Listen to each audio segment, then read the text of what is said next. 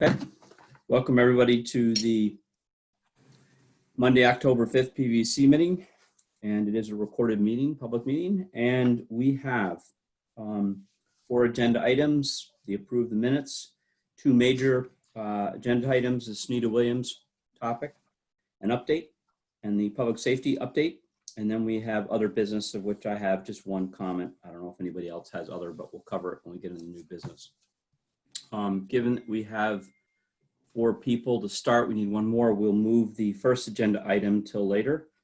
And the question then becomes, can we start with the Sunita Williams school update, Hank?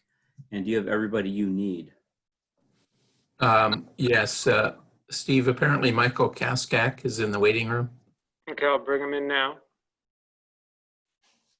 And Don Walters here and Susan Neckes.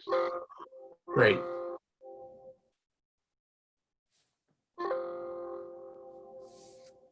And I'll leave it to you, Hank, to kick off. Okay. And just one thing I would like to cover, Hank, if as we're waiting for the others to join in, is if we could just cover the budget. Given that the rescinded amount in the last meeting was 10 million, the town meeting voted it last night. That leaves us, I think, based on your budget, 421,000 in the contingency. I think a little bit spoken. Where does the budget stand? And then just, I'm sure you'll cover it in the update, is the timeline for bringing closure to the project. Okay. I'll touch on all those topics. I did send out the agenda, and we are 99.99% complete. We are mainly holding retainage. That's the majority of the $29,000 balance for Bacon, the general contractor. They are working diligently to close out each of the subs, and our goal is to get the final invoice from them next month. So the end of October, we would get their final invoice. One thing we're negotiating or discussing right now is the landscaping won't technically be completed. The warranty won't be fully ended until September 1 or August 31st of 2021.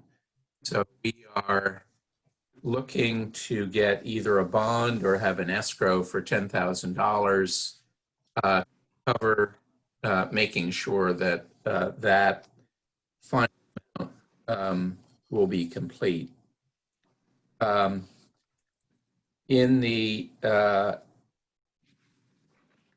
we also are very close to having 100% of all the O&M manuals, and Whittier is going to be printing out the copies of the as-built drawings for us, which are in color now that all the base drawings were done three-dimensionally. It's helpful to have the color version of those. So they'll be putting those together, and those will be building maintenance department.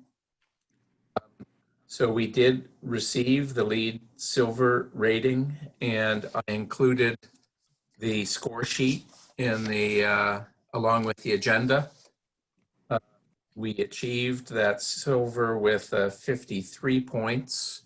All we needed was 50. And that gives us the added 2 percentage points of reimbursement from the MSBA.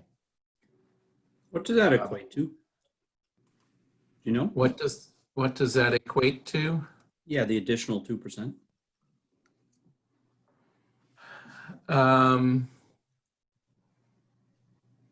Just roughly speaking, do you know? Yeah, I'm guessing somewhere in the range of 300,000, 400,000. It's great. And just not to pick too much, but I think it's of interest going forward is that what was the extra cost to go and do this certification? Or is that not easily attainable? Well, we were required to at least be lead certified, which would have been 40 points. And so we would have had to go through the process regardless. And we had a clear path to getting to the lead silver.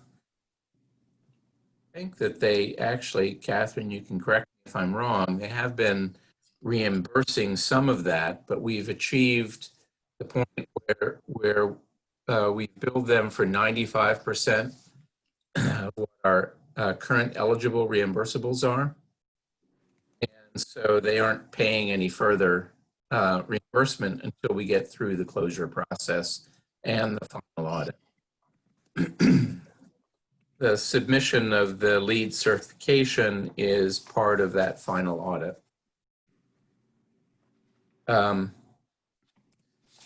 And probably the other question you're going to ask me, Stuart, and Catherine printed it out for me. So far, we have invoiced them, submitted invoices for $47,320,664, and up to June, we've been reimbursed for $12,062,258, and that's about 25% of the submitted invoices to date. Okay. I thought George might ask that question, but I thought I'd answer it before he asked. yes. It was asked before, and Catherine finally got me the numbers. Okay. After After I asked for it. We also closed out the Conservation Commission and did the approval of the certificate of compliance on their September 24th meeting. That is complete. And we have initiated the closeout process with MSBA. And next week, we will be having a conference call with a group of people from the MSBA, along with Don and Steve, Catherine, to go through the checklist for that closeout. The MSBA has a very specific sequence that you have to go through. And since we are not yet, and to initiate that sequence, we have to be at 100% payment on the general contractor and our other obligations. So hence the need to get the final invoice from Bacon during October, so the PBBC can approve it in early November, can get paid by early December, and we can get it certified on ProPay prior to the end of the year. By that time, we will also have all the other paperwork together to do the submission to MSBA, and there are deadlines. So that deadline would be the 31st of December. Give us notification. I guess that's confirmation of what everything we've submitted and any questions by mid-February. And we probably will have additional submissions we'll have to make or modifications. Target board date of mid-April 2021. And just on your update note, we have to get everything in by December 31st. Is that correct? Correct. Okay. And then it's just if they have questions back to us, we complete that. They have to complete their process by February 12th or something to prepare for that April 14th board. Yeah, and they don't guarantee anything, but hopefully we will be prepared and they'll be prepared to follow through that process. And those items that are outside of the MSBA reimbursement, i.e. those sidewalk costs that were approved recently. Those won't even make it into that equation. They would be rejected anyway because they're site improvement costs that are related to the project but not on the project site.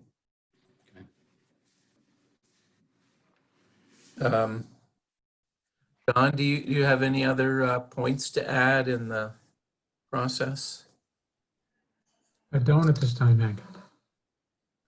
And Michael, do you have any questions or? No, not at this point. And we are, so the school has opened in a hybrid model. I think everyone has read about that. And Wednesdays are the days when, if there is any further work, we can go in. Wednesdays generally are the most available for us to do any finishing touches, or at this point, it's really just warranty work. And there are a few items on that warranty list. George, you kind of look like you're ready to ask a question, so I'm going to make that leap. I'm just listening. Okay. Just to remind everybody, I'm trying to look for either hands going up or head nods or the hand on the panel here. So just trying to, man, I was trying to anticipate there. But anyway, sorry, back to you, Hank. So on the overall budget, that I also included with the attachment, there are a number of items that are in the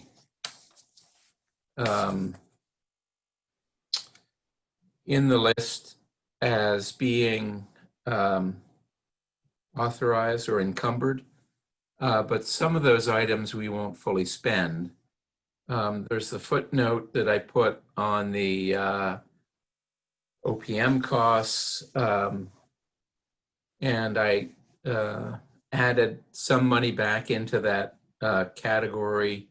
I think that by the end of October, we'll probably need to shut down our billings as well to the MSBA, just so we can claim that everything is closed out,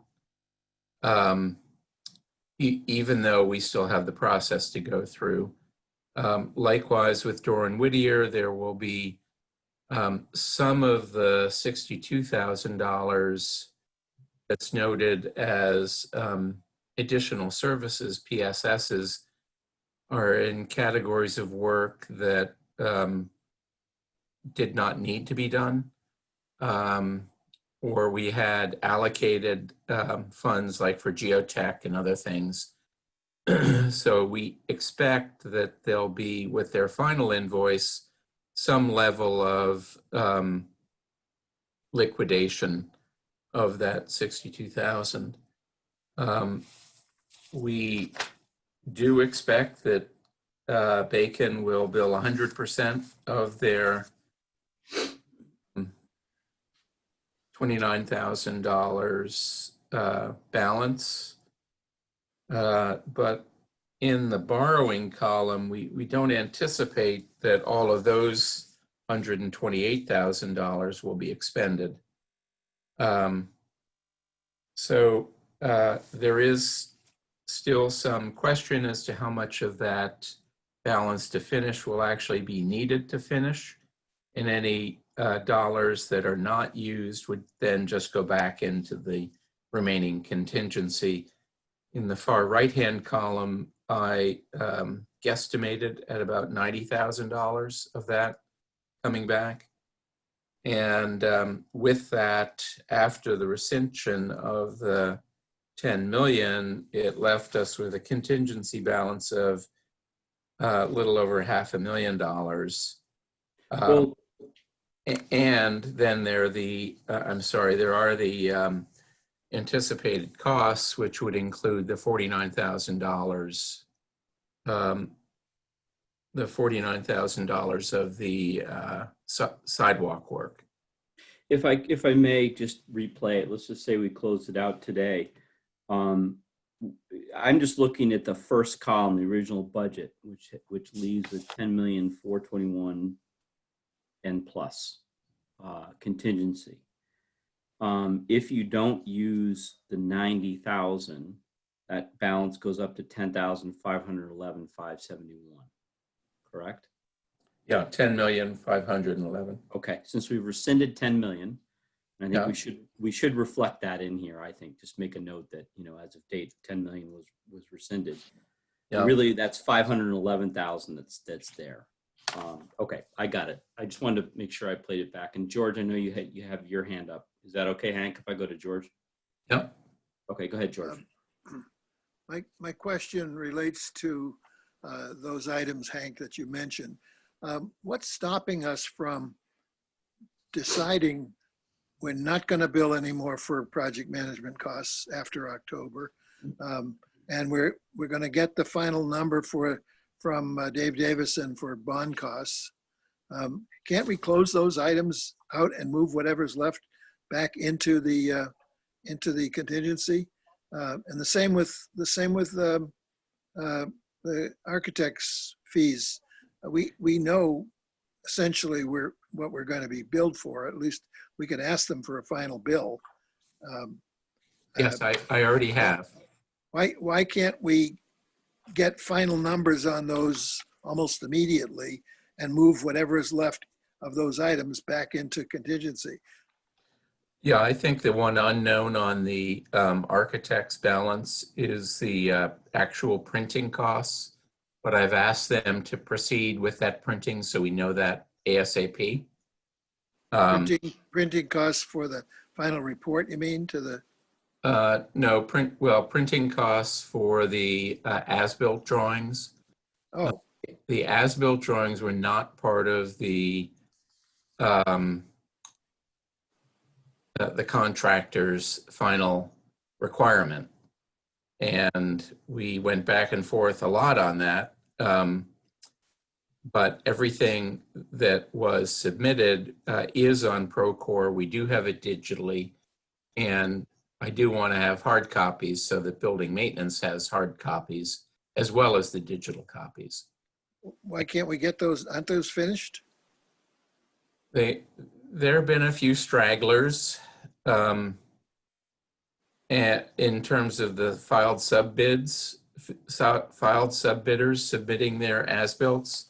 But I think at this point, I'm just going to say, all right, time out, print, and if there are any stragglers that come in, we'll print those separately. Okay. So yes, to answer your question, George, yes, our goal is to get all of these to a zero amount by the end of the month.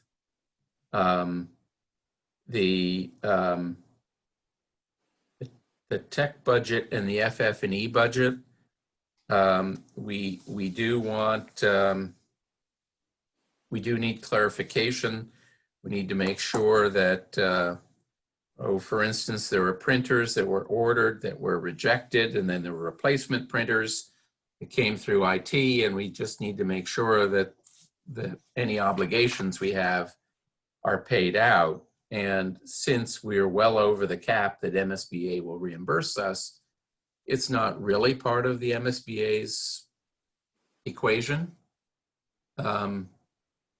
So yes, we are targeting by the end of this month to try to be fully complete, rescind all of those encumbered balances that won't need to be spent, and do a full closeout. Okay, one other question related to that. Is there no way to put pressure? These are filed subbidders to Bacon that haven't submitted their as-bills? Yes, or they subs well, to them. This should be a relatively straightforward approach that we can take with Bacon and simply say, look, after the end of October, we're not paying for any more as-bills, but you still owe us. So we're going to hold some of your money until we get those as-bills. I mean, it's their job to get the as-bills to us for their filed subbidders. That's what we've been doing for the last 6 months. And it's been working. And So their final invoice isn't going to get paid, as far as I'm concerned, until we see all of the as-bills for every filed subbidder. that's the catch-22, because we do need to pay them 100% or not pay them that and have a disputed amount and take the disputed amount to the MSBA. MSBA wants 100% payout of the entire contract, or if we're not going to pay it out, they want to know the details of the dispute.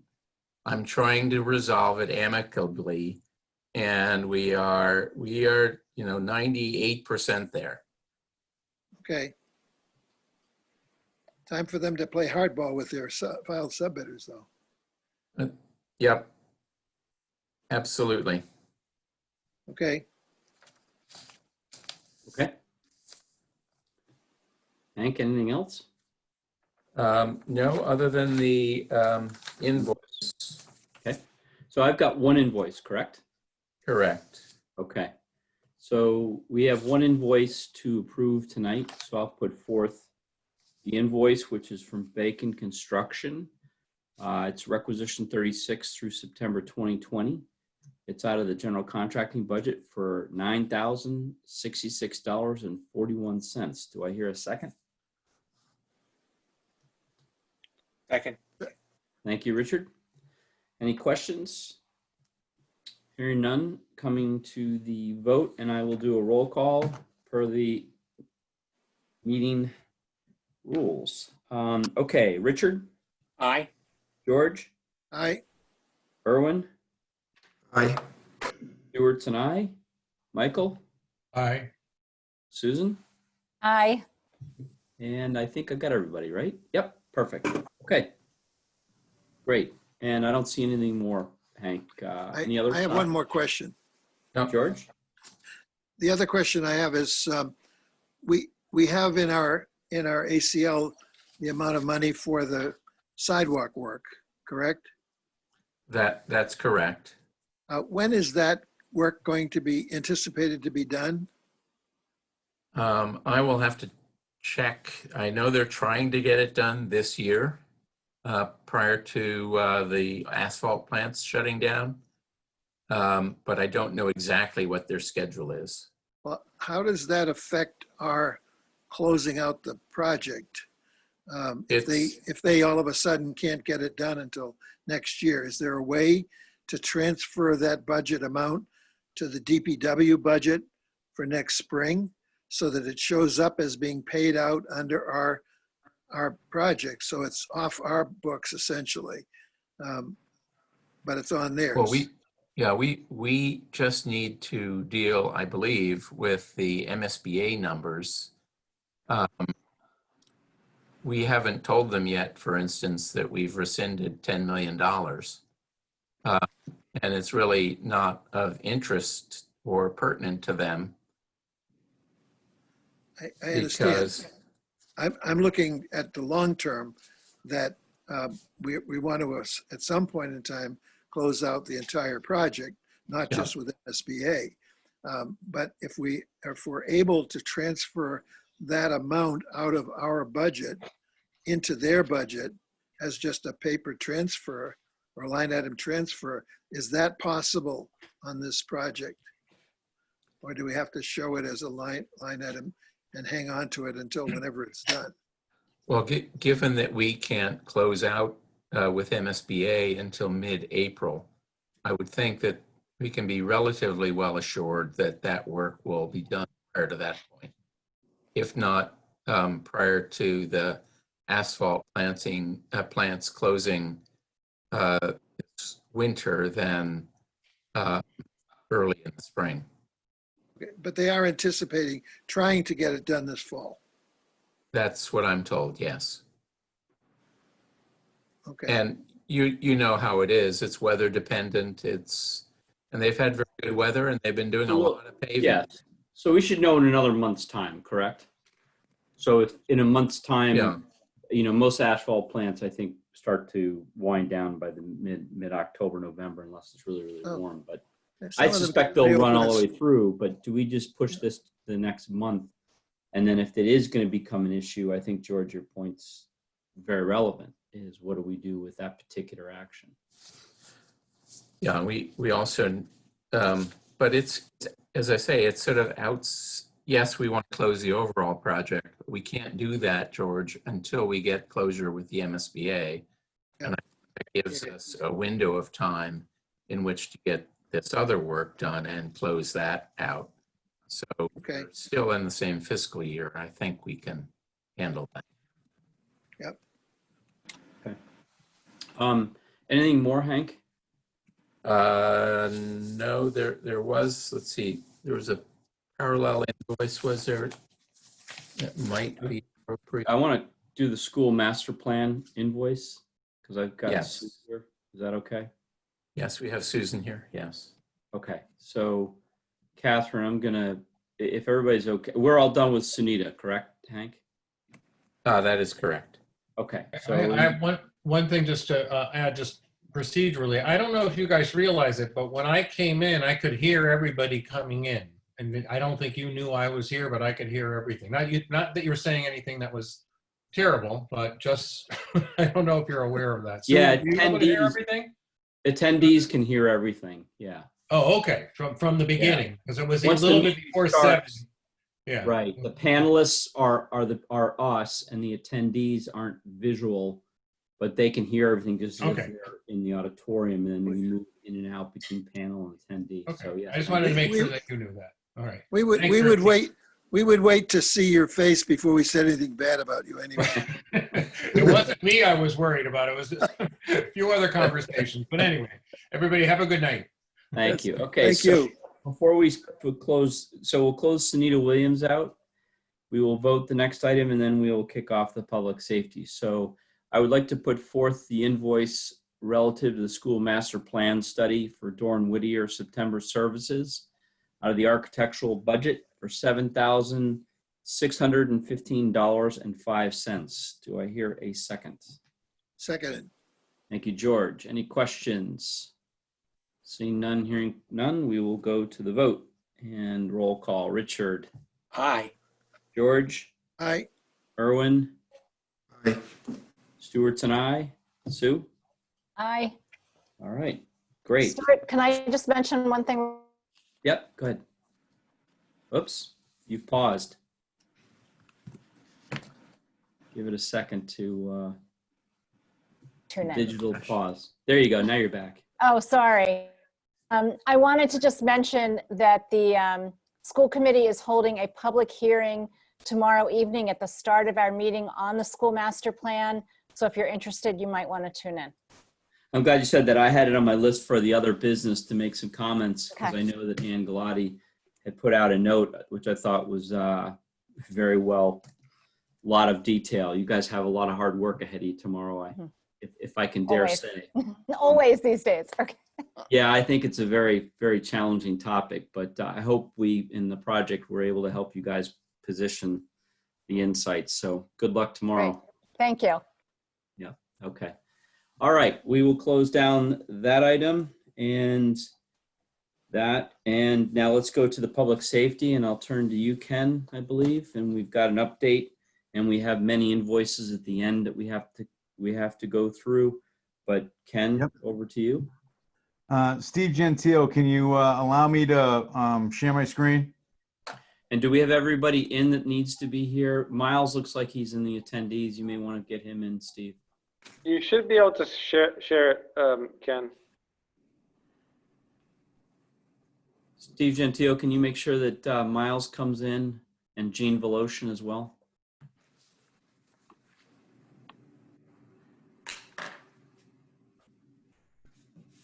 Can everyone see that? Not yet. I could see you. Which may or may not be a good thing. Let's make sure we see something else.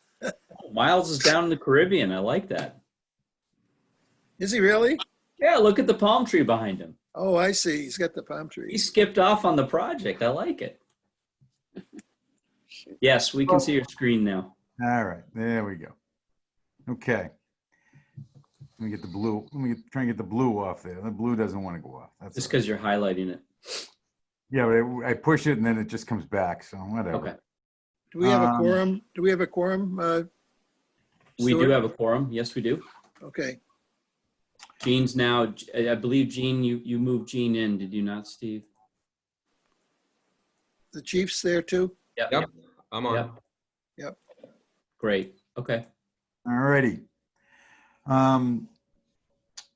Phase 1 landscaping was completed today. And we're moving into phase 2 demo this week. They started with the site demo. They got a couple tanks they got to pull out of the building tomorrow.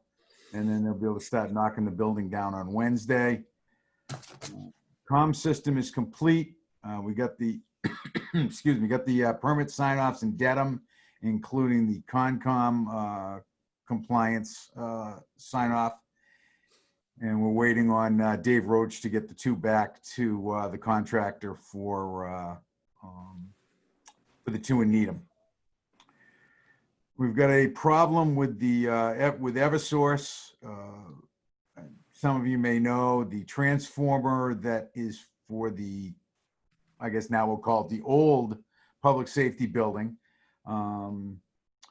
It's a through transformer, meaning power comes in and goes back out to another feed.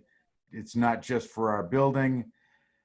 Been chasing Eversource for 8 months now to do this work, and they were supposed to start either today or tomorrow. I checked with the police department. They've not scheduled a detail at all for any time this week. I was not real confident that they were going to be doing it today or tomorrow, but what this means is that, and when we get the ACL, you'll see there's costs on there for the transformer. We have to protect the transformer, and if we get to the point where we're ripping the building foundation out, it will require that transformer be shored up with some kind of excavation support. So there's a sizable number in there. I feel Eversource should have to pay for that. Steve Popper is not too confident that we'll get any money out of them if we have some serious costs to this, but we continue to move forward. It is not it's not critical now, but it will be critical if they don't get that conduit work done this week. Fire Station 2, we're I have a question on that item. Sure. You said that that's a through transformer. So there's power coming in and then there's power going out to not just our site, but to other sites. Correct.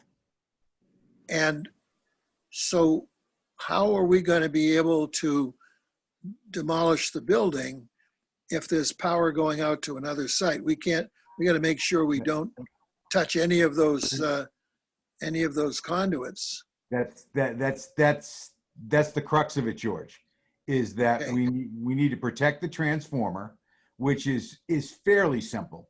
But the shoring of it, because it's very close to the building as it is now, and in order to demolish the foundation, that would require support so that transformer does not fall down into the excavation, which would pull the lines on the other end. Okay. So we were able to cut off the power to the building though. Yes, that's already been done. The building has been de-energized. Okay. Just to All right. Got further it. clarification, did we know that before we started it, that was a pass-through transformer? Yes, they came to us last year and have had this design in place since July of last year. And we've been chasing them to get this work done. And I could give you a litany of emails and Yeah, conversations. no, that's okay. I'm curious in terms of then, because we're carrying a contingency balance for that shoring up, right? Correct. And that's, but if we knew about it, it would have been built into the design already, right? No, No. because we expected it was going to be done long before this. So we had no need to carry that any money for that. Eversource would have shored it up and taken No, they care of wouldn't have had to shore. They would have done their bypass and then been able to pull the transformer. Got it. Thank you. Okay. Thank you. that bypass should have been waiting for the transformer to be de-energized, and then they could switch the power over. Got it. What's All right, new? fire- What's new? Yeah. It's a utility monopoly. They're beholden to no one. Fire Station 2, where we've closed out the soils work. We've got a couple of oddball numbers out there. One of them you'll see on the ACL for some closeout work for the DEP that the LSP will need to do. Foundation work is complete. Most of the backfill has been done, and the waterproofing on the foundation. I've been doing some under slab utilities. About half to 2/3 of the under slab utilities are done, and the rest has to wait until the steel erection is complete.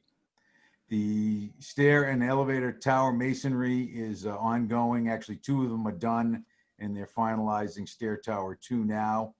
Looking like steel, it's steel, not Stel, is going to start later this week.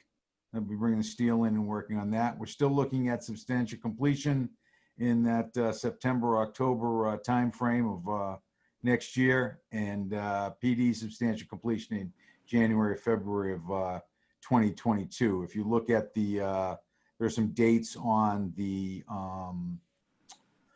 report that Miles does every month that's included in your package. I hedge the bets a little bit and give us a little flex in there, but right now we're on schedule for that work. Anybody have any questions on the schedules? All right, moving on. I have a question if I could quickly. Sure. Go ahead. I apologize if this wasn't in the information you sent to us, which I didn't look at in depth. Was there a decision made on any vapor barrier with regard to Fire Station 2? Yes, in the change order this month actually has the vapor barrier. It's a beefed up vapor barrier. It's roughly $11,000. We don't need any monitoring. You know, we don't need a passive or active surface ventilation system. Just the vapor barrier will do. We will have to do some testing, which I'll discuss in a minute with one of the ACLs, and then go from there. Actually, it's not an AC; it's in the change order. Actually, I'm sorry. The closeout work for the LSP. Okay, thank you. All right, on the ACL, there's a few new ones. Let's see, masonry wall plank detail at the firing range.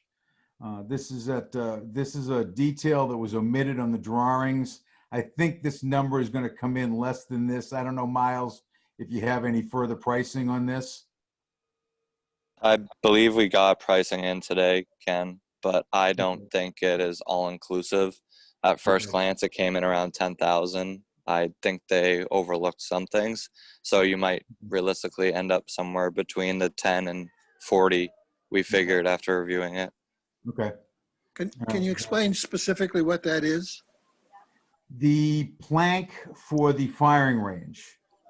Over the firing range, it's precast plank because it couldn't be steel because of the clearances that they need. So the original design had plank. On one side, it sits in the foundation wall. They had all those details. On the other side, the corridor side, it's a block wall, but it can't sit on the block wall necessarily because of tolerances in the firing range, and the beams are different depths. So the structural engineer came up with a design to weld clips essentially on the existing beams for the plank to sit on. This is wood plank, No, it's precast plank. precast plank. Yes, that gets a 2.5 inch. I think they're 8 inches deep and get a 2.5 inch topping. And how was that missed? There was just no detail. There was no detail, and when the contractor asked for a detail, how are we attaching this on the side? It was a Oh, we don't have a detail. Here you go. And that should have been included by the architect? Yes. Or by the structural engineer, but it should have been on the plans, yes. Okay, it's another one to put in the list. Next one that was added is bell support at Fire Station 2. We did have beefed up steel at the top of where they wanted to hang the bell, but because of earthquake codes, there's a drop ceiling in there. It became a kind of a convoluted support system. We're still waiting on the pricing to come back. This is Miles's estimate on what it's going to cost. We'll see what it costs when it comes back, but at this number, I would not be an advocate of doing this. You know, we might want to look at options, which could be very simply putting it on the ground outside the building, much like This it is was the on bell that's in the existing tower or was in the existing tower? Yeah, this is the one that was over at the Historical Society, Yeah, sitting on the lawn. So if this is going to be too much of a dollar impact, we could do the same thing at the fire station. has it, let me ask, I'm gonna ask the dumb question again. Didn't we plan on putting that bell inside the building from day one? Yes, but the only thing that was carried was a beam at the very top to hang it from. And it turns out that that's not quite as simple as hanging it from that. Well, who decided it would just be the beam? And it, I mean, this is another one of those, why didn't that get designed right? That I mean, would be we've known that a long time ago. that would be a question for the structural engineer. Yeah, at the time, we didn't know the weight of the bell. We didn't know the bearing capacity of the holes for it because it was sitting on a log. So we just found out the weight of this thing maybe 4 or 5 months ago. Yeah, I know, that's not a very good excuse in my opinion, but that's just my opinion. Anyway, let's move on. And Well, then, before you move on, just my question is this: who's going to decide whether this is something that we're going to do or not do? Because it sounds like you're kind of making a decision, Ken. In terms of, I think we wait for the number to come in, and then we have to throw it out there, say, do we want to spend, you know, let's say this number is correct. Do we want to spend 29,000 to hang this bell, given our financial situation? right. Okay. Fair enough. So you're going to wait for the official. You're going to wait for a better estimate and then come back. Correct. Okay. Thank you. Can I add something? This bell is a significant architectural feature, I thought, for the building to begin with. If you're going to put it on the lawn, bring it back down to Central Avenue. I don't want it. Yeah, I hear you, Dennis. I agree with that. But I'd like to pursue the question of how come we screwed this one up too? This shouldn't have happened. But anyway, I think we ought to investigate really what the actual costs might be and see if we can get that down substantially. We're doing that, George, like Ken said. I have the number from the painter because there's going to be more involved. But like I said, it's adding 5 or 6 structural members and a bunch of welds too. So we should have that number shortly and we'll all review it. And does the structural engineer know what the impact is? Has anyone asked the structural engineer to look at it and see if there's any way to reduce the complexity here? I have asked him that, yes. And he says this is the cheapest way out, right? He hasn't gotten back to me about that yet. I don't have an official answer on that. Well, we ought to ask him if he was paying for it, how would he do it? See if he could do it for less money. Because the impact, I mean, there's not an open pocketbook here.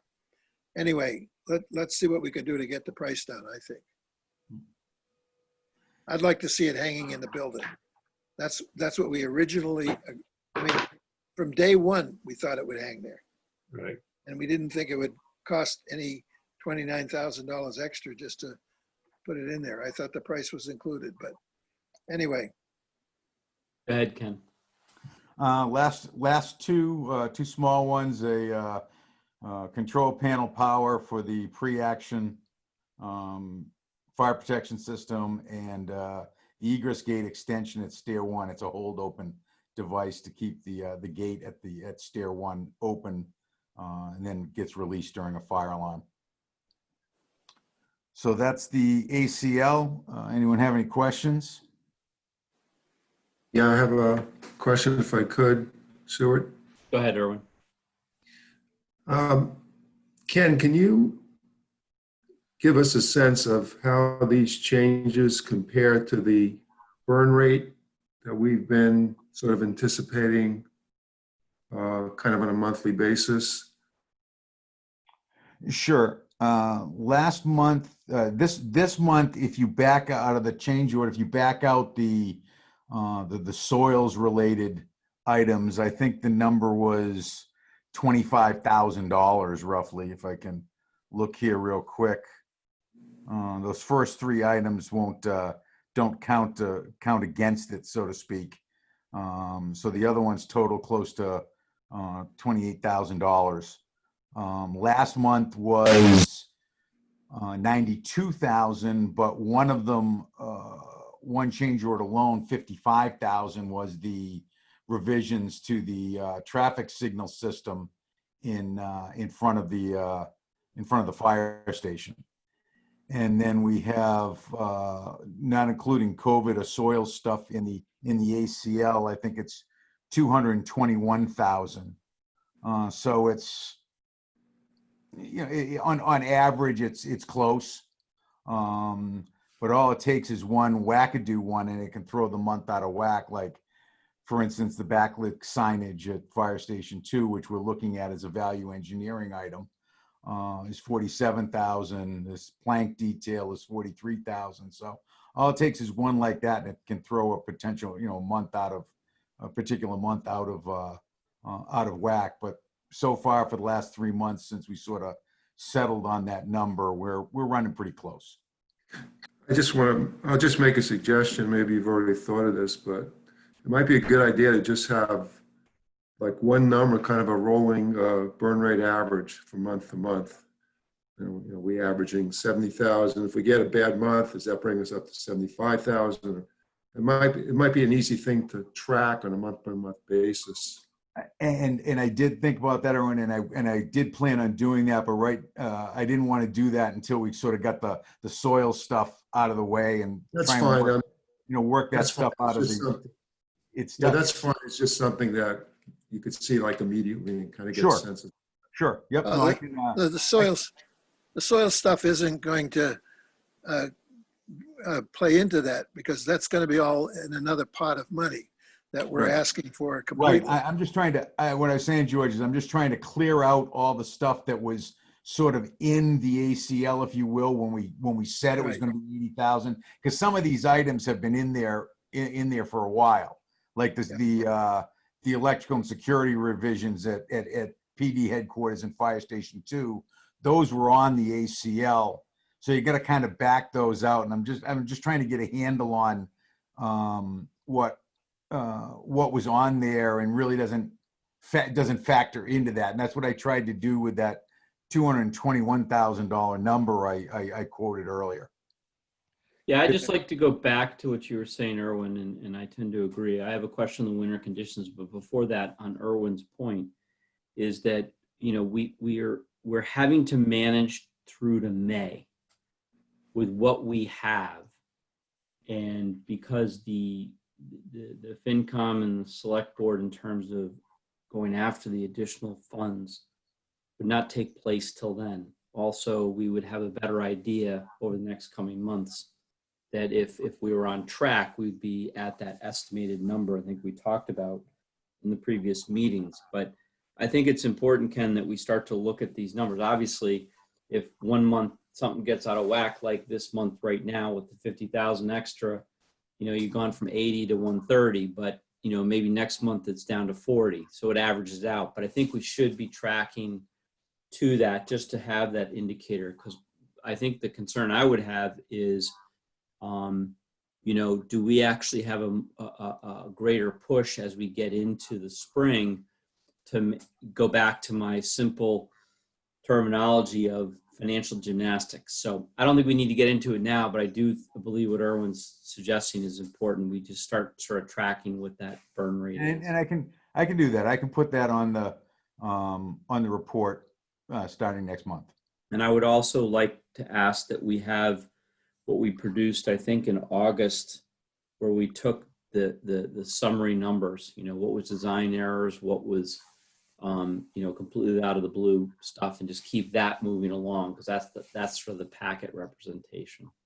Yeah, and that's something that takes some doing to generate, because the budget, the way it was set up, the spreadsheet, it wasn't designed to do that.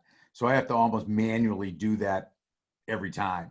But So if you do it once, aren't you just adding to it after? You don't have to recreate every time. Nah, it doesn't, because of the way that things are put in sequential order, it doesn't sort like that. I have to take the spreadsheet and sort it every time. Okay.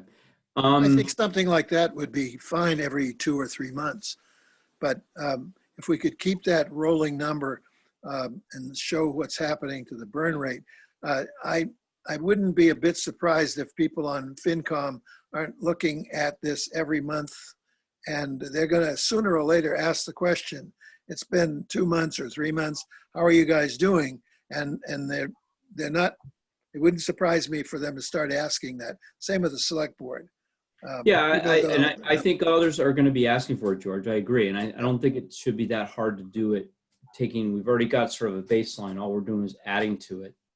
Yeah. And anyways, do you have another question, George? Because I do have a question to come back to. Nope, I have no. Okay. Just if I could, Ken, just on the winter conditions, that number, are we comfortable with that? Based now that is it fair to say that we're stable with Fire Station 2 in the schedule? Does that give us a clearer vision into winter conditions? We don't know if it's going to be a crazy winter, barring any kind of crazy storms and sub-zero 4 months long, Arctic squall. Are we comfortable with what we think we need to do for winter conditions as of today? No. The schedule is stable. Miles has put together a package for Fire Station 2 and a package for the police side. I have not reviewed it. I will sit down with him when he comes back from his tropical vacation and look at it. But that 100,000 may be okay for the cost for soils, due to soils, but it doesn't take into account the police side at all. We knew we were going to have additional winter conditions even before the soils situation came along. So we need to sit down and go through that. My goal is to have that as a change order for next month. Okay, and so you anticipate to increase that? Yes. Okay. Not necessarily increase it as a result of soils, but well, no, just regardless of the project number, where we are today. Yep. We're going to have to increase it, right? Yes. Okay. Actually, can I just enter into this discussion? Yeah, go ahead, Steve. One of the aspects of this is that the winter conditions in the allowance that we had to start the project was well understated. And I'm not sure why it was understated to that extent. That's part of the Rubik's Cube here in terms of solving how we're going to deal with that additional cost. Okay. Yeah, and I'm just raising the question to make sure that just to the committee, I think as where we are in the project, I think it's important that we have to have scrutiny, but we need to ask the ACL reflect what we think is going to happen. Because I think we have to just manage it, again, the financial gymnastics. I just don't want us to be caught off guard. If you guys feel that there needs to be something more in there, at least we're aware and managing it accordingly. So you think the next meeting you'll have a better? I'll have what we want to do. It'll be part of the proposed change order next month. Okay. So we'll have a firm. Well, it'd be part of a change order or on the ACL log? No, it'll be part of a change order. So it'll come off the ACL log and become a change order. Okay. And do you think that, well, then is that change order going to be greater than 100,000 you're saying? Yes. Okay. And do you, We'll see about that, whether it becomes part of the change order or not. Just want the committee to be aware. Okay. So we'll have to wait. We have a question mark going into the next one. Okay. All right. That was the only questions I had there on the ACL. Okay. Then, unless there are any other questions, we can move into the voting items. Yeah, and I don't know. I'm just looking at what Catherine sent. I don't know if it aligns to what you got there. Ken, do you Here. want me to? Just go with what you got, Stuart, and I'll Okay. chime in if there's a problem. The only thing I ask is that you do the 2 PSSs first, because there's an invoice tied to one of them that will be voted on later, so we'll need to do the. Okay, I got the change order and then the 2 PSSs up front. Is that right? Yeah, that's fine if you want to do it that way. Okay, fine. Let's do that. And there's a couple of other invoices that you should have in that package that are not on this list. They're invoices that came in today. Okay. Okay, so let me go down the list I have. And Catherine, I'm using your spreadsheet. So for everybody, we're going to move to the invoice approvals, and I'm going to put forth the change order number 21 from Consigli for $770 out of the general GC budget. Do I hear a second? Seconded. Thank you, George. Any questions? Hearing none, seeing none, I will go through the roll call. Let me just make a note of.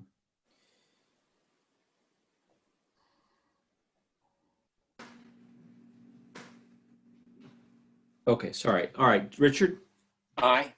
George, Aye. Irwin, Aye. Jean, Aye. Stewart's and I, Chief Schlittler, Aye. Chief Condon. Aye. Great. Okay, thank you.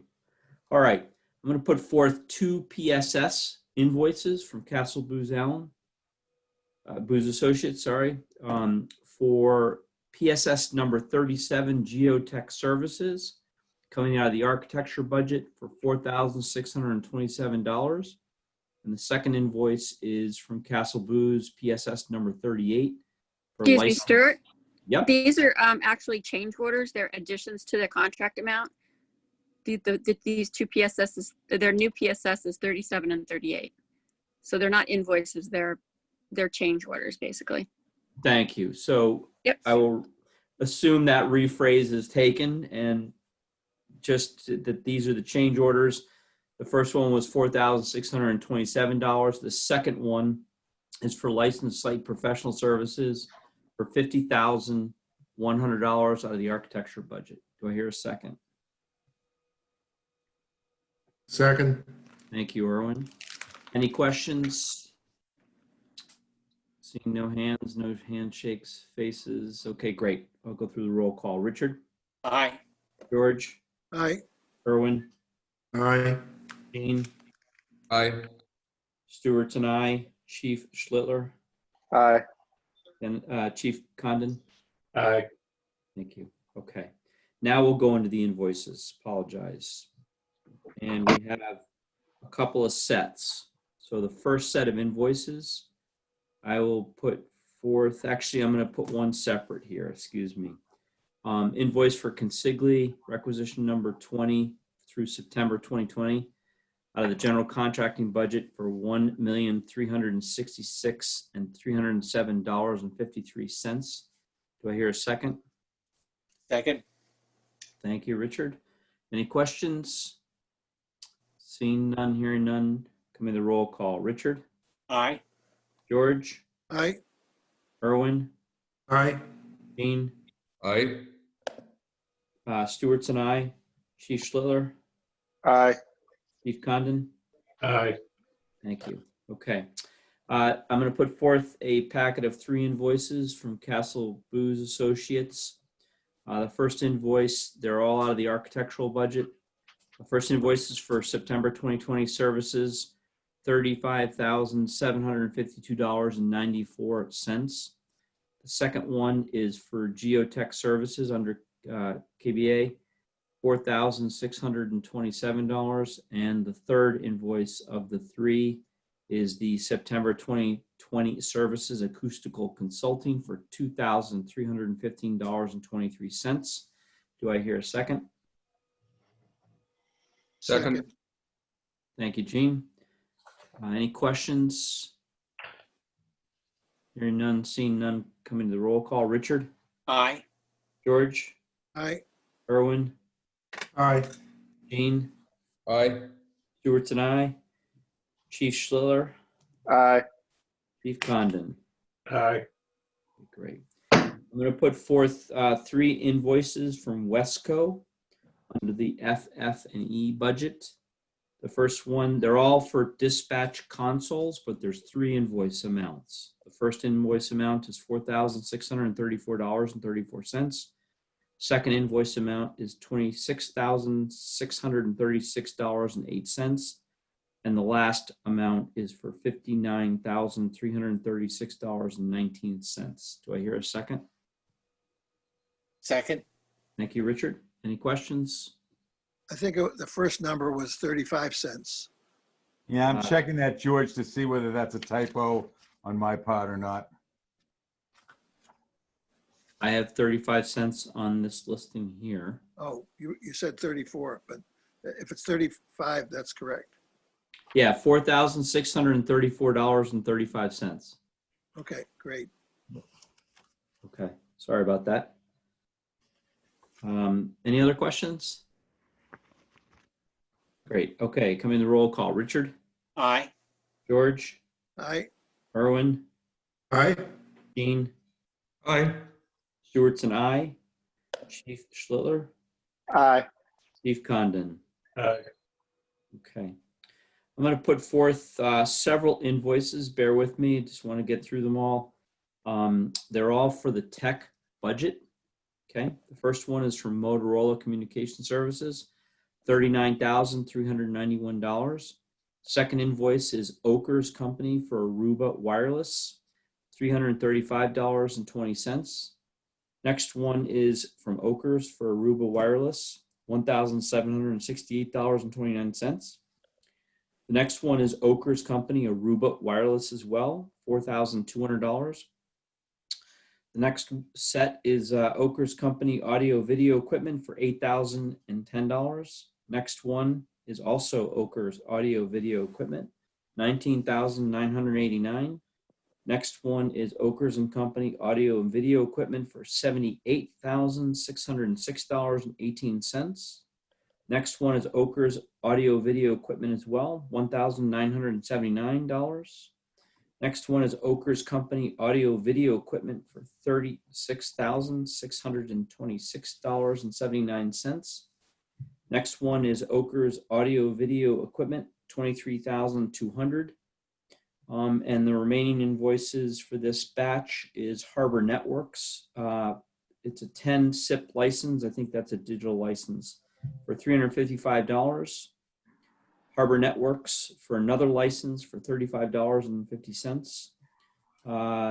Harbor Networks for phones for $1,414.32. Another Harbor Networks phones for $3,100. And the last invoice is from Comtech, Voice over IP Needham Police 911 for $7,565.36. For that packet of invoices, do I hear a second? Seconded. Thank you, George. Any questions? Okay, hearing none, seeing none, coming to the vote. Richard? Aye. George? Aye. Erwin? Aye. Gene? Aye. Stewart's and I. Chief Schlittler? Aye. Chief Condon? Aye. Fabulous. Okay, there are two remaining invoices on this topic of the public safety. Bear with me for a second. Okay. The first of the two is UTS of Mass for August, September 2020 materials testing for $4,690. The next one is the Needham Police Detail 915 to Police Detail FS2 Fire Station 2 $356. Both these invoices are applied to the miscellaneous budget. Do I hear a second? Second? Thank you, Erwin. Any questions? Hearing none, seeing none, coming to a vote, and I'll go through roll call. Richard, Aye. George, Aye. Erwin, Aye. Gene, Aye. Stewart's and I, Chief Slittler, Aye. Chief Condon. Aye. Fabulous. Okay, let me just quickly just double check. Catherine and Ken, I believe that's all I've got here. Yes. Yep, I think that's got them. Okay. Anything else on the public safety? I had a quick question for George? Ken or anyone else that can answer it. On the police station, is there slate roof on that station? On the police, I know there was on Fire Station 2. I thought it was asphalt. You mean the existing police station? The existing police station. I thought it was asphalt. Is there any Of where it slate was roof built. up there? I don't believe so. Because they tested it for asbestos and they wouldn't be testing slate for asbestos. But I can't answer that with 100% certainty. It just looked like it. And my question was this. I'm a little bit of a historian when it comes to things like that. If there's any possibility of getting a couple of pieces of that slate roof when it's knocked down, that would be great. But obviously, if it's not, then it becomes part of the demolition. I'm sure we can, if it is, George, I'm sure we can pick a few pieces off for you. Well, I might do something with them. I have a friend of mine that lives with me that is an artist, and she might actually paint something on them for a little bit of a historical thing for me. Mm-hmm. But anyway, so if you find any there, if they're there gonna start Wednesday, so if you wanna, swing by Wednesday, just Thursday. have you look out for it. And if there's any on the roof, I'll take a few pieces. Yep. Wish I had known, because we definitely had it at Fire Station 2.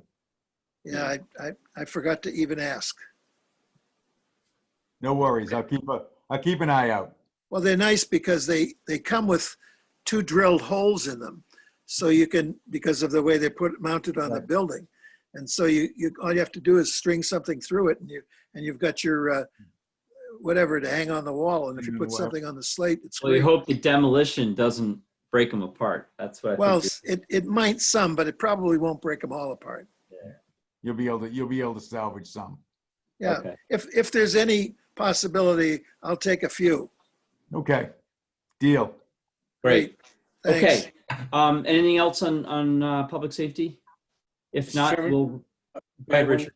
Yeah, so I wanted to ask Ken, any further information on the Mass DOT project, Needham Street, Highland Avenue, and any impact on Fire Station 2? I know we touched upon it recently, but there was a public session with Mass DOT hosted. I did not see it, but I was curious if there's any additional comment on the timing of the project and how it interfaces with our FS2 project. We actually have a meeting with the contractor and MDOT tomorrow. We're supposed to have a video call last week, and MDOT, I don't know whether he forgot or blew us off or what, but we do have the plans. We do have the schedule. It doesn't look like there's going to be any major impacts. Our big concern are the traffic signals and deliveries. But it looks like a lot of the widening work, from what I understand, is going to be done at night.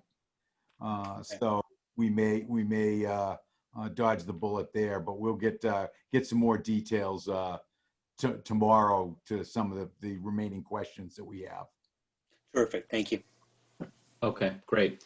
All right, thank you, public safety team.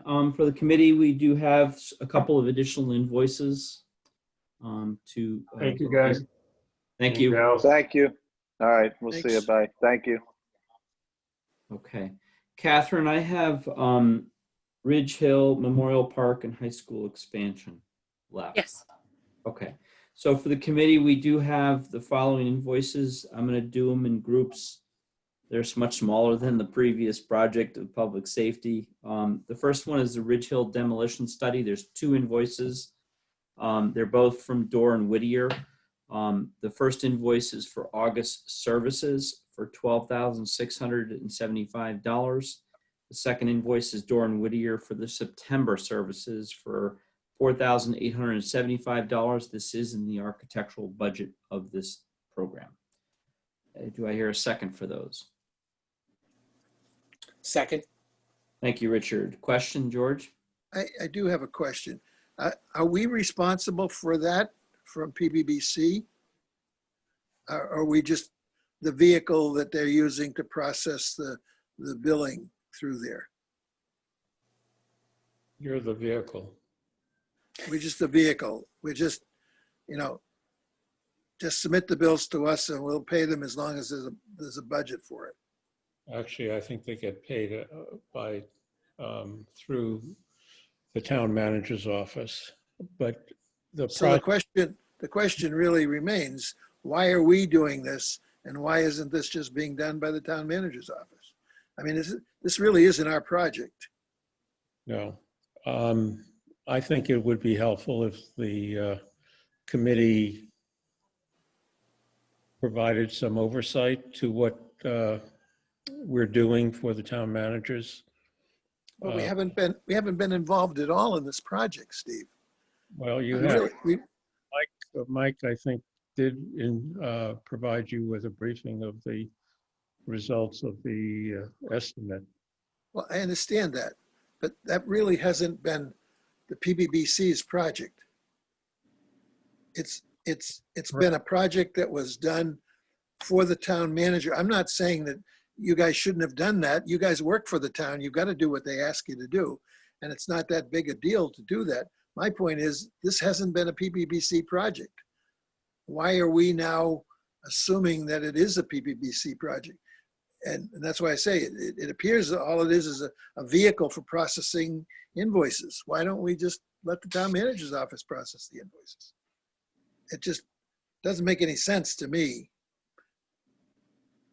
with regard to what our responsibilities are. I mean, committee can decide to do whatever it wants, but I'm just curious. We haven't been given authority to do it, right? Not that I know of. I guess the town manager could give us the authority to do it, but it hasn't been our project all along. We weren't involved in any of the studies that were done earlier. We weren't involved with anything. So, but let me put it this way. I'm going to suggest that this invoice approval, we would approve it from the committee from we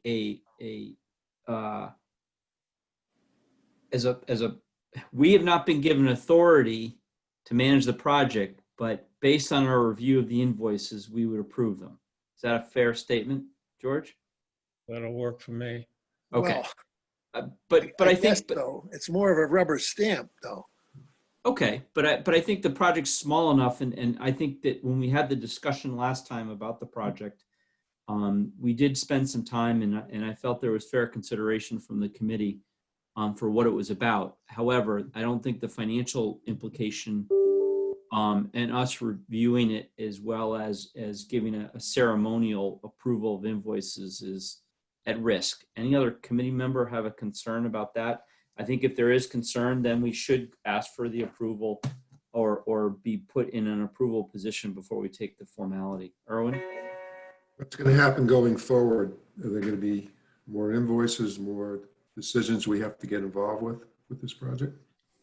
There will be a couple more invoices. We have one for the ground penetrating radar coming through for $1,000, and then we have another one coming through when we do the test pits to where we found what we think are tanks in the ground with the LSP, which will be Terra Environmental for around $3,600. Again, staying below the $25,000 that was allotted out of that warrant article that was awarded last May for us to do that. There was a $50,000 total warrant article. We had 25, and 25 was given, or 25 was authorized for conservation. I guess this is really no different than any of the other warrant articles because the town manager actually has been given the responsibility to execute them. And she transfers that responsibility over to the PVPC.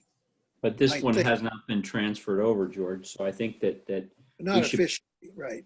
Right. So I think we should just be clear in our voting point right now that though we've not been given approval, we have been presented these invoices and they seem a reasonable I think that's a part- fair statement. project.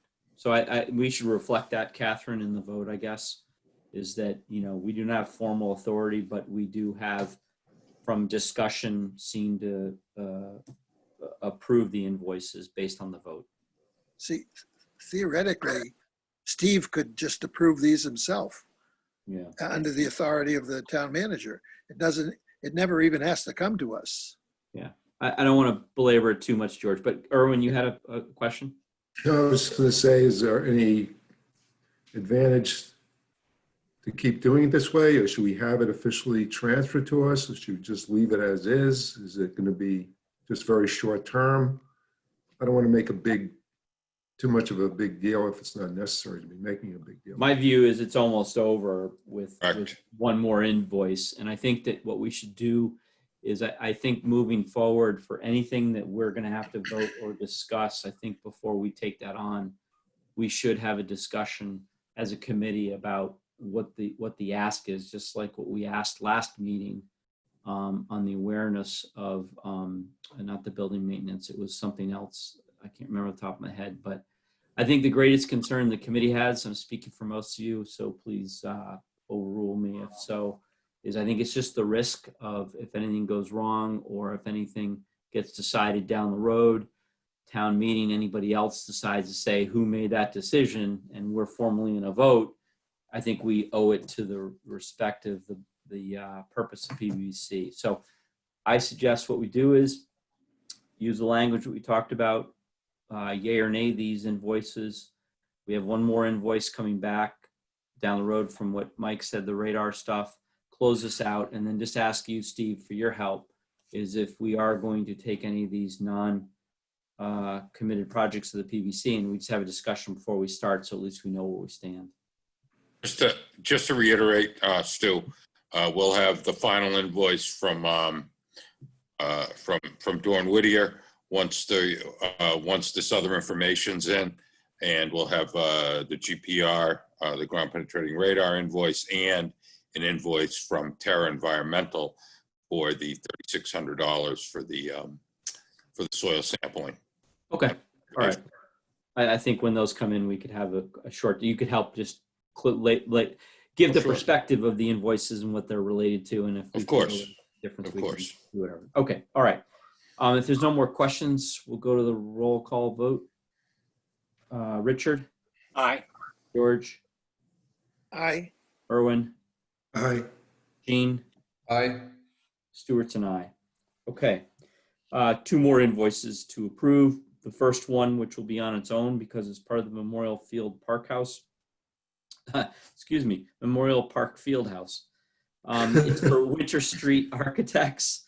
It's the closeout costs. I don't. What's the add to the CA, Mike? Pardon me? It says Construction add CA. It's it's the final PSS that we approved at the August meeting. Isn't Well, it what's for the construction CA? The final administration? cost. Yeah. Construction Yeah. administration, right? Correct. Thank you. Okay, fair enough. So the construction administration and closeout costs for $20,905. It's out of the technology budget. And do I hear a second?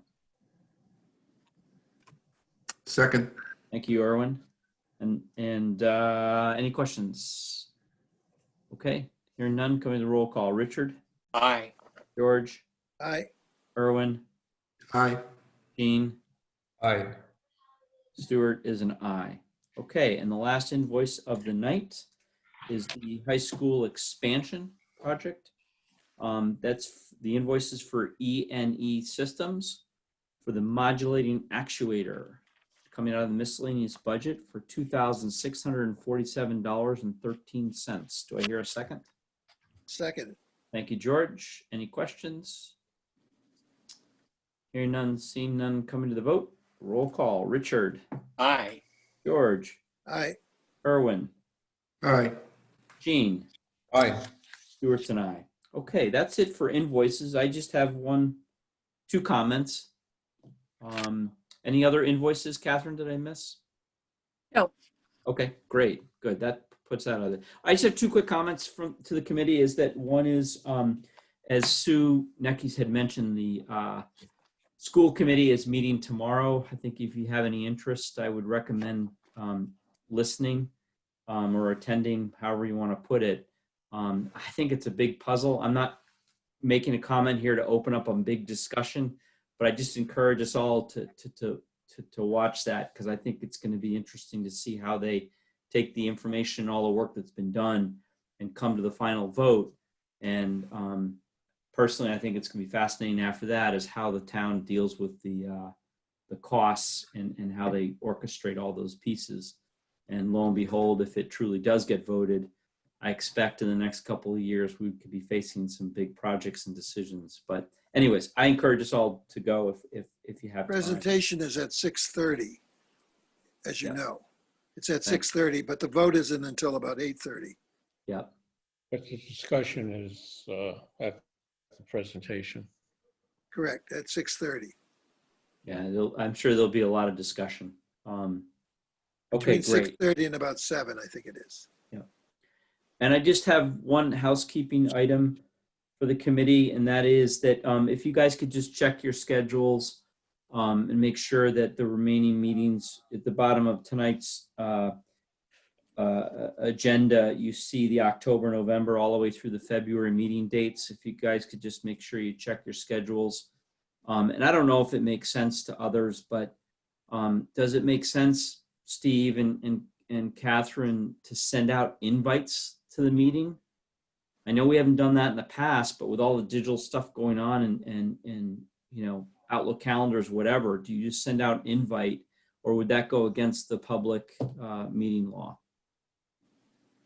Well, we get the notice from Catherine with the minutes of the meeting, and we also get the agenda reminding everybody. But I think it's a great idea to try to send out invites using the calendar and put it on people's calendar. Yeah, and the reason I say that is because if we send out all the meetings, anytime there's a change, you just pick that one meeting and change, and that flash in the email, because everybody's looking for the agenda, it's so used to it, but a meeting invite may trigger something different. It was just a housekeeping item. So if maybe Catherine and Steve may look into that and come back to the next meeting and say, look, it's too much effort. Or if you think it's doable, it's not going to break any of the open meeting laws, because I know we post it, but it just might help in terms of attendance and awareness. That's just a thought. So you're just talking about committee members and then user agency members? Committee Okay. members, yeah. Okay. As a committee, we just have a distribution list. You put the invite out and it goes to the date and the time. And obviously the Zoom meeting information would be outside of that, but at least people would have it blocked on their calendars instead of everybody having to look at the agenda items and just make sure. I just think it might be an extra good step. Okay. Mr. Chairman, I don't see any open meeting law issue with doing that. I think that's fine. Okay. All right. And Thanks. Stuart, I assume the Zoom meetings will continue through the end of the year. I think so too, and I think we should review. I had a note to myself at the end of October is just to sort of see where we are, but I think it's fair to say that as a committee, we will be in Zoom meeting through the end of the year based on how everybody else is doing it. It's only 3 meetings after the end of October, so we only have 1 in December. There's 2 in October. There's 1 more. Yes, that's correct. Yes, that's what I see. So we ought to probably just plan to have it all on Zoom this year. Okay. I think so too. Okay, any other questions on that? I apologize. We do have one more item, which is the meeting minutes, but Irwin? Yeah, just real quick, and not anything we have to get into real discussion about, but I'm sure others feel the same. I'm just get frustrated every time I hear all these change orders, and that seem to be design related. I mean, at some point, we have to have some kind of a formal discussion of how we're going to handle that. Like I said, I don't want to do it now, but it's just frustrating. This happens with all projects. I understand that, but this just seems extraordinarily high. I agree with you, Erwin. I felt this way 6 months ago, and I felt this way back in the early part of the summer. You guys heard me voice it. I really would like to see Steve. I know kind of maybe it's a little extra time on Ken's part, but every time we see this cost log, I really do think we should be classifying each piece. And I think we should be having that summary available to us. But back to Erwin's question, and we can take it up the next meeting, or maybe you want to make a comment now, Steve, but I do agree. I think we do have to contend with this at some point. Every time a change order is processed, it's tagged as to the cause. So we have that information for you. What you want to do with it is, you know, your discussion, but we have that information. Steve, do you feel, as I do, that a number of these changes really shouldn't have happened? They should have been caught. Do you feel like that? Well, yeah, I mean, I am also frustrated by the number of changes that come through this, that have come through. When is the right time to sit down and have a discussion with KBA on We this? have had numerous discussions with KBA about it. Not with the committee, but you have. I have.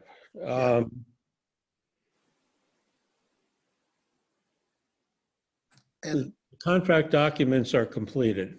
They were completed. The response that you'll get is the contract documents were completed. They were completed in a fairly tight time frame.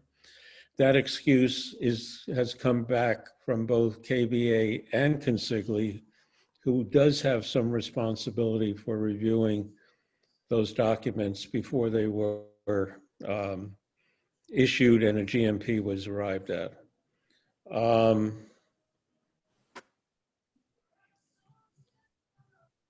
It's not the omissions, the ones we saw today were largely omissions. And theoretically, omissions would have been picked up as part of the pricing for the project. Yep. It's the errors that I get more concerned on. So change orders by them, yeah, there's change orders and there are omissions, and that's frustrating. But those omission change orders theoretically would have been priced into the project. I don't want to beat a dead horse, but just for example, the bell at the Fire Station 2 was part of the original design. We knew from day one it was going to be there. You can't tell me that a structural engineer didn't look at how that was going to be hung as part of the design documents. It's crazy if that's the case. He didn't do his homework, or KBA didn't ask him to do his homework. I don't understand it. I really don't understand it. Got it. You hear what I'm saying? Yeah. Yeah, that's a screw up on their part. How could you possibly design a location for a bell and it's not good enough to say, I didn't know how much it weighed? That's bull. They could have found out approximately how much it weighed if they asked. And nobody bothered to ask, even though they knew it had to be there. So can I ridiculous on my suggest part. at this point, I would like to pose the question to be answered next meeting. Is there anything on that list that they're culpable for? And should we have a more formal comment back to them about our concern? Can we put that on the other business topic next week? I mean, next meeting, excuse me. Is that to the committee, is that reasonable, or? You want to take it out of sequence, out of the normal project discussion? Yes, I don't think it belongs in the project. I think, here's my point. I think it deserves a little bit of time to discuss, and I think it needs to come back into, if we are, as a committee, believe there needs to be a formal notification, or if there is a position that we want to take, necessitates, we should be ready to do that the next project update. So, but, and I'm looking to the committee for feedback here. I think it deserves its time of discussion. I don't think we have time tonight. That's why I'm suggesting to the next meeting. And if out of that meeting comes a more formal action or a formal request or what have you, it would then flow into that update, Steve. That was my thought. Do you want the users there? You want it as a agenda item? I think it Yes. should be an agenda item. Yes. Does the users need to be there? I think they do if you're going to. Yeah. Okay, yes. Yeah. For example, to stick with my bell problem here, I got the message from, I think that was Keith from KBA, that mentioned that they're looking into whether or not it's going to cost that. Yeah, they didn't know about it until recently, is what he said. And Well, so there's an estimate for it, but we haven't pushed the structural engineer to ask the question, can we do it cheaper than that? Is there another way to do this that's going to cost a lot less than what they proposed? Well, a good structural engineer, and let me say this: the structural engineer they have, present discussion withstanding, is an excellent structural engineer. Maybe he didn't come up with the original design. May not have. Okay, so I apologize. I don't want to go down into the. I'd like to put it to the next meeting, and I would ask Steve that Ken would have a listing as we had before, but now with the newer items on it, which breaks down into those categories that we had, that we've established, which was user request to design request, with the idea that with the purpose of trying to explore the issues that were design related, and do we have we reached a threshold of concern that requires some action? Okay. Okay. Any other? Sorry, Stu, just a side note on that bell. That bell weighs 1,500 pounds, 1,000. That's why I'm not lifting it. Is that right? I mean, I didn't realize. How difficult was it to find out how much it weighed? It was a pain in the neck. We had to literally go down. The first time we went down, we thought we could do it with the DPW loader, because the loaders have their own, all the new loaders have their own scale on them. So we had to pick it up with that. And we basically couldn't get a weight on it or something accurate that we could trust to give to them. So then we had to load it on a truck, crate it up, take it over to RTS, weigh it on the truck, on the scale, then take it off, come back, weigh the truck, and figure out what the weight was. Wow. Right. But that could have been done months ago. It was Could have been done what's that? It was done months ago, but not during design. We did it after that. Okay, I'm ringing the bell. I'm ringing the Okay, bell. ring We'll the bell. stop. Yeah, good. That's good. I went on. So let's pick it up next time. All right. See you later. So we just have the meeting minutes to vote, if we can, please. Can somebody put forth a motion to pass the meeting minutes from the previous meeting? Mr. Chairman, I'll move approval of the meeting minutes of September 21st And I'll as presented. And do I hear a second? second. Thank you, George. Any questions, concerns, or issues? Seeing no hands, no facial shakes. All right, I will go through the roll call for approval. Richard. Aye. George. Aye. Irwin. Aye. Stewart's and I. Jean. Aye. Fabulous. Okay, I think that's everything. So we will formally close the October 5th PVC meeting, and go Pats, everybody. Great. Good night. Bye, guys. Good night. Good night, all. Good night. Night.